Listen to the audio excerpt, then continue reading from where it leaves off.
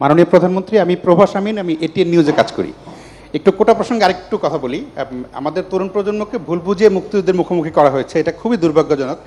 আরেকটা খুবই ভুল ধারণা তৈরি করা হয়েছে যে কোটা এবং মেধা, মনে হতে পারে যে যারা কোটায় চাকরি করে তাদের কোনো মেধা নেই, কিন্তু আবেদন করার ক্ষেত্রে কোটা লাগে না, প্রিলিমিনারিতে কোটা লাগে না, লিখিততে কোটা লাগে না, একদম শেষ মুহূর্তে গিয়ে কোটা অ্যাপ্লাই হয়।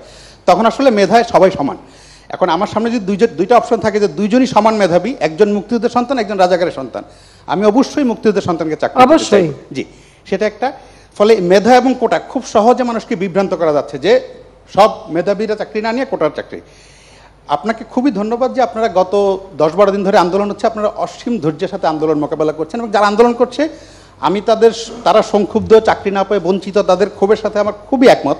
তাদেরকে পিছনে কি অন্য কেউ ইন্ধন জুগিয়ে ভুল বুঝিয়ে বিভ্রান্ত করে মুক্তিযুদ্ধের মুখোমুখি করার জন্য করছে কিনা, আপনার কাছে আবেদন থাকবে যে আপনারা যেই ধৈর্য দেখিয়ে যাচ্ছেন সেটা দেখিয়ে তাদের সাথে যদি কোনোভাবে তাদেরকে বুঝিয়ে শুনিয়ে, আগামী 7ই আগস্ট পর্যন্ত কিছু করার নেই, কারণ সেদিন আপিল বিভাগে শুনানি হবে, তারপর আপিল বিভাগের রায়ের পরে হয়তো নির্বাহী বিভাগ কী করবে না করবে, ততদিন অন্তত তারা যাতে বুঝতে পারে, সেটা আপনি যদি অনেক সংবেদনশীলতার সাথে যদি বিষয়টা বিবেচনা করেন তাহলে ভালো হয়।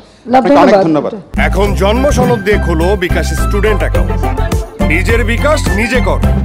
এটা ঠিকই যে আসলে মেধা কার কত সেটা পরীক্ষা প্রিলিমিনারিতে হয়, তারপর পরীক্ষা হয়, রেজাল্ট হয়, ভাইবা হয়, সেই সময় যেটা বাস্তব। তো যদি মুক্তিযোদ্ধার সন্তান হয় তো সেই পাবে, আর সবসময় যে সব কোটা পূর্ণ হয় তাও তো না, যেটা বাকি থাকে সেখানে তো ওই তালিকা থেকেই দেওয়া হয়।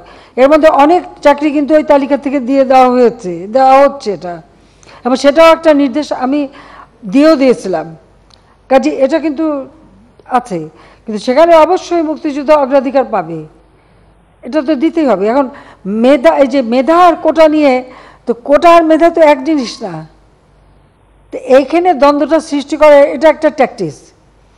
তার মানে কি মুক্তিযোদ্ধার সন্তান নাতিপুতিরা কেউ মেধাবী না, যত রাজাকারের বাচ্চারা নাতিপুতি হলো মেধাবী, তাই না?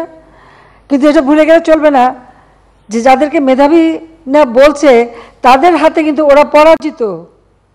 যুদ্ধে কিন্তু মুক্তিযোদ্ধারাই জয়ী হয়েছিল, রাজাকাররা জয়ী হয় নাই, তারা পাকিস্তানিদের পদলেহন করেও পরাজিত হয়েছিল।